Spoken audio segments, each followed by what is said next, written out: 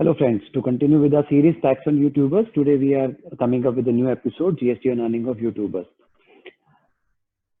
जैसा कि हमने लास्ट एपिसोड में डिस्कस किया था कि जो भी आप ad ad running on video content services देते हो गूगल सिंगापुर को, बिकॉज जो भी आप कॉन्ट्रैक्ट एंटर होता है वो गूगल सिंगापुर के साथ होता है, राइट?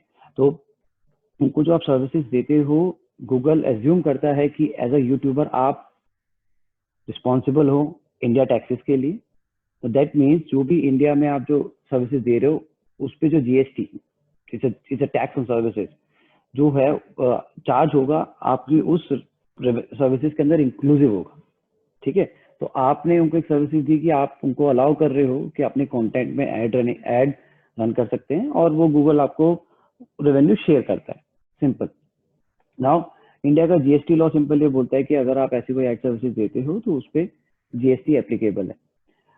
अगर आपका रेवेन्यू इफ यू थिंक कि एक साल में रेवेन्यू जो गूगल से आपको मिल रहा है वो 20 लाख या 20 लाख से ज्यादा है तो आपको जीएसटी रजिस्ट्रेशन लेना होगा, नहीं तो जरूरत नहीं है। बट क्या कोई एग्जेम्पशन है जीएसटी टैक्स चार्ज ना करने की? यस, एज अ यूट्यूबर या एज बिकॉज आप सर्विसेज दे रहे हो जिसकी रिसिपिएंट गूगल सिंगापुर है and Google Singapore is located outside India. So उस सिनेरियो में आपको जीएसटी चार्ज नहीं करना, जहाँ पे नॉर्मली टेक्निकल कॉन्सेप्ट ये है कि it's an export of services. ठीक है, बट क्रिटिकल पॉइंट ये है कि आपको एक डिक्लेरेशन फाइल करनी होती है जीएसटी पोर्टल पे और उस डिक्लेरेशन का नाम होता है लेटर ऑफ अंडरटेकिंग। अगर आप ये डिक्लेरेशन फाइल नहीं करते हो तो आप एक्सपोर्ट ऑफ सर्विसेज तो कर सकते हो, मतलब आप सर्विसेज तो दे सकते हो गूगल सिंगापुर को, बट आपको जीएसटी पे करना पड़ेगा।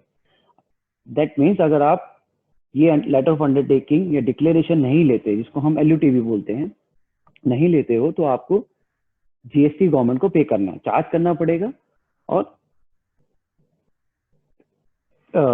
गूगल से चार्ज करना पड़ेगा और गवर्नमेंट को पे करना पड़ेगा। ठीक है, आइए हम आपको एक एग्जांपल के हिसाब से समझाते हैं। एग्जांपल 1, यहाँ पे हम ये एज्यूम करते हैं कि एलयूटी आपने ऑब्टेन किया हुआ है। उसमें एग्जांपल ये है कि आप लेट्स एज्यूम कि गूगल ने आपको 100 रुपए दिया। ठीक है, आपने एलयूटी ऑब्टेन किया हुआ है, ये एक्सपोर्ट ऑफ सर्विसेज है, तो आपने उसके अंदर कोई जीएसटी चार्ज नहीं किया। ठीक है, 100 रुपए जीएसटी तो 100 रुपए आपका रेवेन्यू बन गया। सिंपल, आपको गवर्नमेंट को भी कुछ नहीं देना और आपकी पॉकेट में 100 रुपीज आ गए। बट एज्यूम करिए कि आपने एलयूटी ऑब्टेन नहीं किया हुआ या फिर आपको पता ही नहीं कि एलयूटी कैसे लेते हैं या इवेंचुअली आपके पास एलयूटी है ही नहीं, तो गूगल ने तो आपको 100 रुपए ही देने हैं। ठीक है, क्योंकि गूगल तो एज्यूम कर रहा है कि आप इसके अंदर जो भी टैक्सेस आपने चार्ज किए होंगे वो ऑलरेडी इसमें इंक्लूसिव होंगे। तो जैसा कि हमने लास्ट एपिसोड में बताया था कि जीएसटी 18% होता है, तो अगर हम 100 रुपए का एक नॉर्मल एग्जांपल लें कि 18 आपने चार्ज किया होगा तो 82 आपका रेवेन्यू है और 18 आपको गवर्नमेंट को देना है एज अ टैक्स, तो दैट मीन्स आपकी पॉकेट से 18 रुपए चला गया। सो इसीलिए समरी ये है कि आप जो सर्विसेज दे रहे हो गूगल को, गूगल के साथ जो कॉन्ट्रैक्ट हुआ है, पहला ये है कि आपने टैक्स जो भी पेमेंट आपको मिल रही है वो इंक्लूसिव ऑफ टैक्स है। दैट मीन्स वो टैक्स जो आप सर्विसेज पे चार्ज करते हो जिसको हम बोलते हैं जीएसटी। सेकंड, हमारा जीएसटी लॉ ये बोलता है कि अगर गूगल सिंगापुर आउटसाइड इंडिया है तो आपको तो ये आपकी जो सर्विसेज है ये एक्सपोर्ट मानी जाती है। दैट मीन्स आपने बाहर किसी को सर्विसेज दी, आपका रेसिपिएंट बाहर है। Third,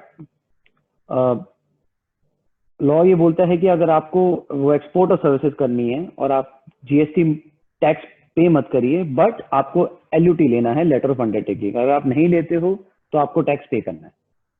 so as a YouTuber you should check कि आपने एलयूटी लिया हुआ है या नहीं लिया हुआ। अगर लिया हुआ है वेल एंड गुड, अगर नहीं लिया हुआ तो आपको ले लेना चाहिए। चेक करो कि लिया है नहीं लिया, और नहीं लिया तो उसका टैक्स इम्पैक्ट आप पे क्या आ रहा है। That means it's a dent on your pocket.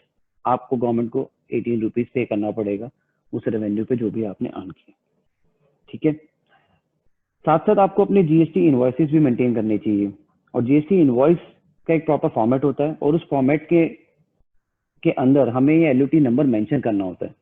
आप ये देखिए, मैंने एक एक्सट्रैक्ट मेंशन किया हुआ है कि जो ये मैंने सर्विसेज दी है इट्स मेंट फॉर एक्सपोर्ट और उसका मेरा एलयूटी नंबर है। तो अगर आपका इनवॉइसेस में भी इनकरेक्ट है या इनवॉइस ही नहीं है तो आपको ये बेनिफिट भी नहीं मिलेगा। सो प्लीज चेक करिए कि एज ए यूट्यूबर आपके पास प्रॉपर इनवॉइस है या नहीं है, एलयूटी आपने लिया हुआ है नहीं लिया होगा, अदरवाइज आपकी पॉकेट से एक हैवी रेवेन्यू, एक हैवी कैश आउटफ्लो हो सकता है. So this is on GST, very short, very crisp. And the next episode will discuss more about GST and income tax. Thank you.